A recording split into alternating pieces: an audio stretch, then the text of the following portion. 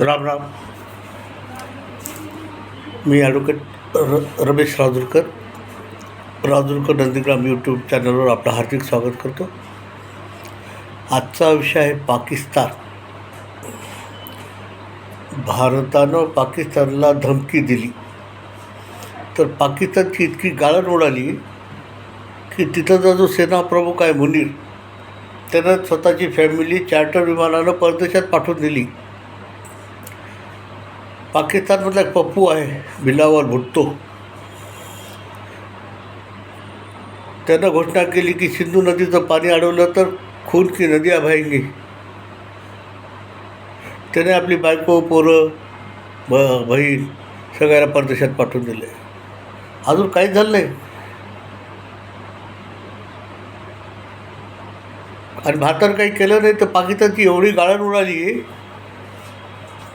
भीतीमध्ये सिंधू नदीचं पाणी देत नाही. सिंधू नदी आटली हो, पाणी देण्याचा प्रश्न कुठे येतो? पुढच्या मे जूनपर्यंत सिंधू नदीचं पाणी आटलं आहे हे त्यालाही माहिती. हां, भारताने केलं होतं, झेलम नदीचं पाणी सोडून दिलं. महापूर आला तिकडे, पाणी म्हणले, पाणी दिलं भारतानं. आता त्याला पूर आला त्याला काय करावं? तर त्या एवढ्या 75 वर्षात पाकिस्तानमध्ये एकही नवीन धरण बांधलं नाही.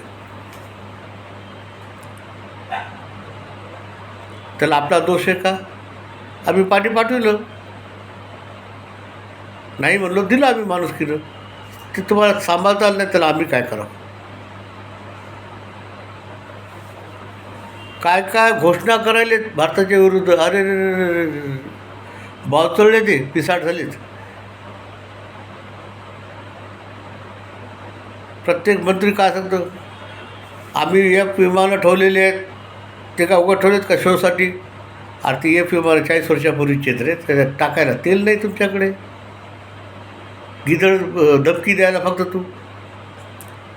आतापर्यंत F-17 विमानं किती वेळा पडलेत ते, त्याचं रेकॉर्ड पाहिलं म्हणून त्याला. ते कोण सांगते? रेल्वे मंत्री आहेत तिच्या हात. ते उपपंतप्रधान आहेत कोणत्या खात्याचे मंत्री ते त्यालाच माहिती आहे म्हणा. प्रत्येक वेळा वेगळं स्टेटमेंट असते त्याचं, कारण काल बोललेलं त्या लक्षात राहत नाही बहुतेक, असं दिसते तिचं. त्याला त्याचा दोष नाही, त्या देशाचा दोष आहे ना. आणि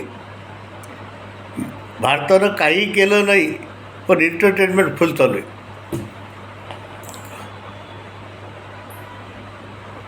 5,000 सैनिकांनी सैनिकी पदाचा राजीनामा देण्याचा अर्ज दिला आहे. त्यात मेजरपासूनचे लोक आहेत. आणि तिथलच्या सेनाप्रमुखांनी धमकी दिली की तुम्ही जर राजीनामा दिला, तुम्ही जर मिलिटरी सोडली तर आम्ही तुमच्यावर कारवाई करू म्हणून. पहा काय वेळ आली. पहा, इकडे सांगते तर आमची सेना आहे, लढायला तयार आहे, नंबर 1ची सेना आहे त्याची. आणि जेव्हा युद्ध सुरू होईल तेव्हा हे पळून जातील. हे पळालेच पाकिस्तानी सैनिक. बलुचिस्तानच्या स्वातंत्र्य सैनिकांनी अटॅक केल्यावर पळालेच ही. आणि बलुचिस्तानमध्ये जाणार नाहीत असं मिलिटरीतल्या पोलिसांनी 1,000 लोकांनी लिहून दिले पाकिस्तान सरकारला. आम्ही बलुचिस्तानमध्ये जाणार नाहीत. अहो शेवटी बरं सगळ्यांनाच भीती आहे ना. ते बलुचिस्तानवाले तर मिलिटरी पोलीस तर जास्त मारायलेत पाकिस्तानच्या. हे नाव काढणं गेले ते पळायलेत. आपल्या देशाची एवढी हालत आहे, पण यायला काय आहे? एक म्हण आहे आपल्याकडे, नाक कापलं तर 2 भोकं आहेत, असे हे लोक आहेत. अजून भारतानं अटॅक केलं नाही, भारतानं सिंधू पाणी रोखलं नाही, फक्त बॉर्डर बंद केली पाकिस्तानची. पाकिस्तानच्या लोकांना जा म्हणून सांगितलं आहे, त्यांचे पासपोर्ट रद्द केले. ही भूमिका केली भारतानं. अहो पोरगं पाकिस्तानमध्ये माय भारतात येत, काय वेळ आली सांगा त्याच्यावर?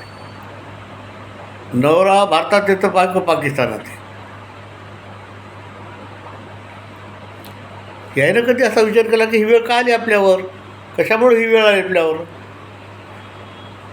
आजपर्यंत सगळं आतंकवाद रशियामध्ये अटॅक झाला, तिथंसुद्धा पाकिस्तानी कनेक्शन आहे आतंकवाद्याचं. रशियामध्ये एक अटॅक केला होता, त्यामधली तपासामध्ये पाकिस्तानचा संबंध निघाला. या पाकिस्ताननं सगळ्या जगामध्ये आतंकवाद फैलावलेला आहे आणि त्याच्यात कमावर हे जगत आहेत. ना तिथलच्या मिलिटरीला देणं घेणं आहे पाकिस्तानशी, ना तिथलच्या राज्यकर्त्याला देणं घेणं आहे. फक्त आपली तुबडी भरायची आणि पाकिस्तानच्या बाहेर पळून जायचं.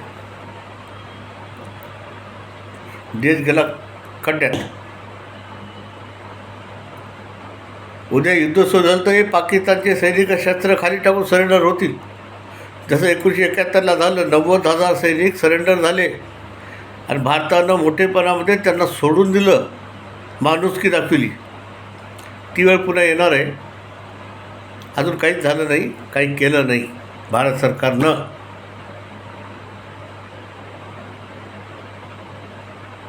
नुसतं सांगितलं आहे, म्हणलं आहे मोदीनं, तर एवढी यांची गाळण उडाली. सगळे सैनिक बॉर्डरवर आणलेत, सगळे रणगाडे रेल्वेनं पाठवलेत बॉर्डरवर. काय महिमा आहे पाकिस्तानचा, काय वर्णन करावं त्याचं. वर्णन करायला शब्द नाहीत माझ्याकडे. महत्त्वाची गोष्ट लक्षात घ्या, भारत आणि पाकिस्तानमध्ये जेव्हा फारकत झाली, म्हणून आपण वाटणी नाही, फारकत झाली आपली पाकिस्तानची ना आपली, त्याला वेगळा तुकडा केला आपण, तोपर्यंत जगामध्ये मुस्लिम राष्ट्र होते. पण पाकिस्तानच्या निर्मितीपासून आतंकवाद हा शब्द जगाला कळाला आणि याने आतंकवादी कोण्या देशात पाठवले नाहीत असा कोणताही देश नाही आहे. अमेरिकेमध्ये जो हल्ला झाला होता मोठा 6/11चा काहीतरी, त्यातही त्यांचा हात आहे.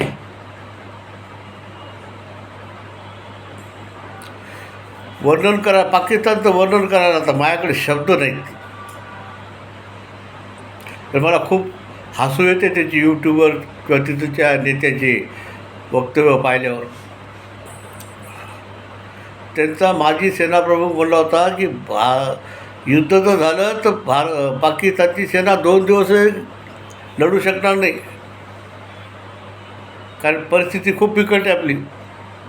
तेल नाही न विमानात टाकायला, उडतील कसे विमानं? आणि ती 30-40 वर्षापूर्वी झालेले जुने विमान आहेत, खटारा, चिन्ह दिलेले आहेत ना ते विमानं, अजूनही चिन्ह देते चीनची विमानं. आणि ज्या ज्या देशानं चीनकडून वस्तू खरेदी केल्या त्या सगळ्या भंगारी जमा झाल्यात आणि आज चीनच्या मागे. चीनलाही आता कळलं किती दिवस साथ द्यायची ते चीनचा एक मोठा कार्यक्रम होता, मोठा रोडचा, त्या बंदरपर्यंत तयार केलेला. हे बलुचिस्तानवाले तर तिथं इंजिनियरला मारायला, त्याच्या चीनी लोकांना मारायलेत. आणि चीनला कळालं की पाकिस्तानची मिलिटरी काही कामाची नाही, ती आपल्या लोकांचा संरक्षण करू शकत नाही म्हणून. चला आता पाहतो आपण काय काय खेळ आहे त्या पाकिस्तानचा. पाकिस्तानचा तर खेळ होणार आहे आणि भारत करणार आहे, 100% आहे. वेळ आहे अजून, तर तोपर्यंत स्वतःचा काय खेळ करून घेते ते आपण पाहतो रोज. मी माझे मत व्यक्त केलं. आपले काय कॉमेंट असतील ते माझ्या कॉमेंट बॉक्समध्ये जरूर द्या. जय श्रीराम.